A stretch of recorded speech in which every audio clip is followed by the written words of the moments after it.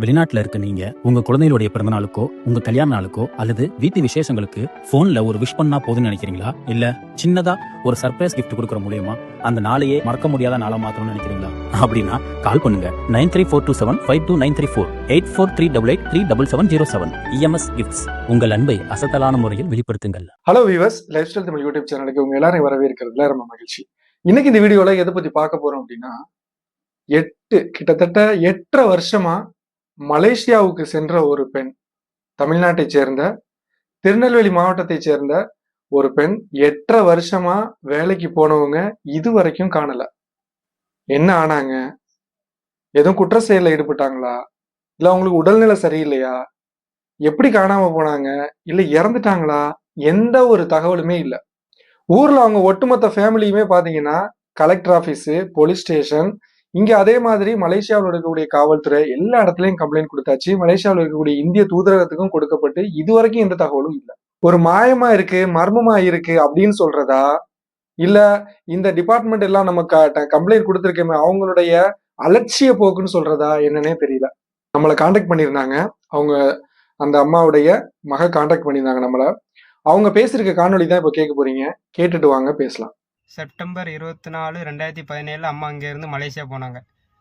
இப்போ 2025 ஆகுது. போய் 8.5 வருஷம் ஆகுது. இது வரைக்கும் அம்மாவை பற்றி எந்த தகவலும் இல்லை. காணாம போகணும்னு சொன்னாங்க. அதுக்குள்ளே ப்ரூஃபும் அவங்க தரல. நாங்களும் போலீஸ் ஸ்டேஷன், கலெக்டர் ஆஃபீஸ் எல்லாம் கம்ப்ளைண்ட் கொடுத்து பார்த்துட்டோம். இது வரைக்கும் எந்த இதுவுமே இல்லை. எந்த முயற்சியும் எடுக்கலை. கண்டுபிடிக்கவும் முடியலை. ப்ளீஸ் எப்படியாவது கண்டுபிடிச்சி கொடுத்துருங்க அம்மாவை. என் பேர் சௌந்தர்யா, எங்கள் அம்மா பேர் சுடலி. ஒரு 8 வருஷத்துக்கு முன்னாடி மலேசியாவில் வீட்டு வேலைக்குன்னு போனாங்க. எங்கள் வீட்டு பக்கத்து வீட்டில் உள்ளவங்க தான் சொன்னாங்க, கொஞ்சம் கடலில் கஷ்டப்படுறீங்களா, வேணால் வெளிநாட்டுக்கு போங்கன்னு சொல்லிட்டு சொன்னாங்க. மலேசியாவுக்கு எல்லா ஏற்பாடும் அவங்க தான் பண்ணாங்க. அதாவது செப்டம்பர் 24 சென்னைக்கு இங்கேருந்து போனாங்க. செப்டம்பர் 25 மலேசியா போயிட்டாங்க.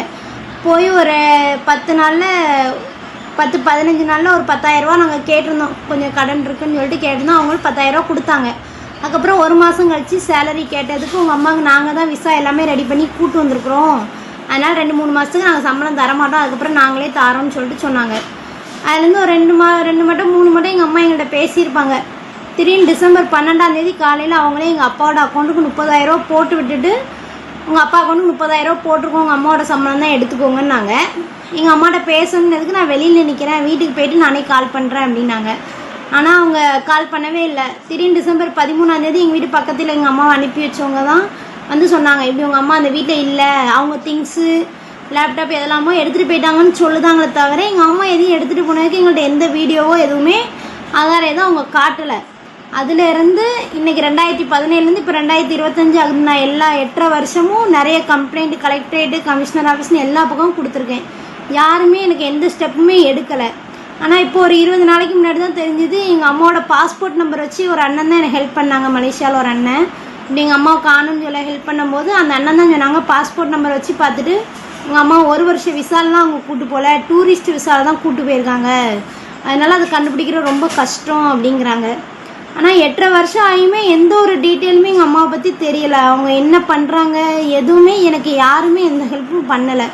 கொஞ்சம் எங்கள் அம்மாவை மட்டும் எப்படியாவது தேடி கண்டுபிடிச்சி கொடுத்துருங்க. எங்கள் அம்மா என்ன கஷ்டப்படுறாங்களோ தெரியல. நாங்களும் 8.5 வருஷமாக எங்கள் அம்மாவை தேடிகிட்டே தான் இருக்கிறோம். யாரும் எந்த ஹெல்ப்புமே எங்களுக்கு பண்ணலை. அதனால் கொஞ்சம் ஹெல்ப் பண்ணுங்கள். கேட்டிருப்பீங்கன்னு நினைக்கிறேன். கிட்டத்தட்ட 2017 செப்டம்பர் மாதம் அந்த அம்மா போறாங்க. அவங்க தெளிவா உங்களுக்கு எல்லாமே சொல்லியிருப்பாங்க, நீங்க பார்த்துருக்கலாம். அதுக்கப்புறம் போய் 2 மாசம் சம்பளம் தரமாட்டேன்னு சொல்லிட்டாங்க. ஏன்னா எந்த விசாவுக்கு எந்த காசும் வாங்காம போனதுனால அந்த இது காசு பிடிச்சிரும் அப்படின்னு சொல்லியிருக்காங்க. ஆனா இதுக்கு இடையில குடும்ப கஷ்டனால 10,000 ரூபாய் அனுப்பியிருக்காரு ஓனரு. அதுக்கப்புறம் 3வது மாசம் 30,000 தினார் அவர் போட்டிருக்காரு. அம்மாட்ட பேசணும்னு சொல்லியிருக்காங்க. இதுக்கு இடையில இந்த 2-3 மாசத்துக்கு இடையில கிட்டத்தட்ட ஒரு 4-5 தடவை தான் அம்மாட்ட பேசியிருப்பாங்க. சோ பேசுறதுக்கும் அளவு பண்ணலன்னு நினைக்கிறேன் ஓனர். ஆனா கடைசியில ஒரு நாள் அவரு பக்கத்து வீட்டுக்கு தகவல் கொடுக்குறாங்க, உங்க அம்மா அங்க வேலை பார்த்த இடத்துல இருந்து ஓடி போயிட்டாங்க அப்படின்ட்டு. ஆனா இன்ன டேட் வரைக்கும் எந்த தகவலும் இல்ல. அவர்கிட்ட ஓனர்கிட்ட கேட்டாக்க, நான் போலீஸ்ல நானும் கம்ப்ளைண்ட் கொடுத்துருக்கேன், இதை பாருங்க ரிப்போர்ட்னு காமிக்கிறாரு. ஆனா அந்த ரிப்போர்ட்ல அந்த அம்மாவுடைய பேரு, தகவல் இதெல்லாம் இருக்கு. பாக்கி எல்லாமே ஹைட் ஆயிருக்கு. அத அழிச்சிருக்காங்க. அது உண்மையிலே அதுக்கு இவங்க பேர்ல குடுக்கப்பட்ட தகவல் தானா? எடிட் பண்ண பேப்பர் தானா? எந்த ஒரு தகவலுமே தெரியல. இதுல அந்த முதலாளி தான் குற்றவாளியா? இல்ல இவங்க இந்த அம்மா தான் ஏதோ ஒரு கஷ்டத்தினால யாருக்கும் கஷ்டம் குடுக்க வேணான்ட்டு போய் எங்கேயும் தலைமறைவாயிட்டாங்களா? தலைமறைவா இருந்தாலும் 8 வருஷத்துக்கு எப்படி இருக்க முடியும்? இந்த டேட்ல பாத்தீங்கன்னா, அவங்க பாஸ்போர்ட் வரைக்கும் எக்ஸ்பயர் ஆயிடுச்சு. சோ ரினியூவல் பண்றதுக்கு அவங்க வெளியில வந்து தான் ஆகணும். ரினியூவலும் பண்ணல. அதனால ஊருக்கு வர முடியலன்னு சொல்லலாம். ஆனா எப்படி அந்த நாட்டினுடைய காவல்துறைக்கும் நம்ம கம்ப்ளைண்ட் குடுத்திருக்காங்க அப்படின்னா, அவங்கனாலயும் கண்டுபிடிக்க முடியாதா? சோ இமிகிரேஷன்ல அந்த நாட்டுக்குள்ள இப்படி ஒரு பெண் இந்த பேர்ல, இந்த பாஸ்போர்ட் நம்பர்ல உள்ள போயிருக்காங்கன்ற ரிப்போர்ட் கூட இருக்காதா? இது இந்திய தூதரகத்துக்கு தெரியாதா? அப்ப அவங்கள தேடவே முடியாதா? எதனால இந்த அலட்சிய போக்கு அப்படின்றது தெரியல. முடிஞ்ச வரைக்கும் இந்த வீடியோ பார்க்கக்கூடிய நபர்கள், நம்ம யாரையும் குத்தம் சொல்லணும் அப்படின்ற இது கிடையாது. அவங்க பாவம் அவங்க மகளும் சரி, மகனும் சரி, ரொம்ப அவன் அம்மா என்ன ஆனாங்க இதுவரைக்கும் இன்னும் பார்க்க முடியல. இப்ப என்ன நிலைமையில இருக்காங்கன்னு தெரியலேன்னு ரொம்ப ஒரு ஏக்கத்துல இருக்காங்க.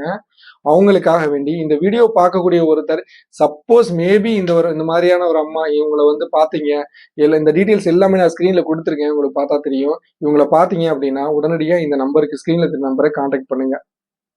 இன்னொரு பெரிய சங்கடமான ஒரு வருத்தமான விஷயம் என்ன அப்படின்னா, இவங்க காணாம போனதுக்கு அப்புறம் இந்த அம்மா காணாம போனதுக்கு அப்புறம் இவங்களுடைய கணவர் வந்து ஆல்ரெடி கொஞ்சம் மனநிலை ஒரு மாதிரியா இருப்பாருன்னு நினைக்கிறேன். ஆனா நல்லா பேசுவாங்களாம். வேலைக்கெல்லாம் போவாராம் சம்பாரிச்சுட்டு இருந்தவரு.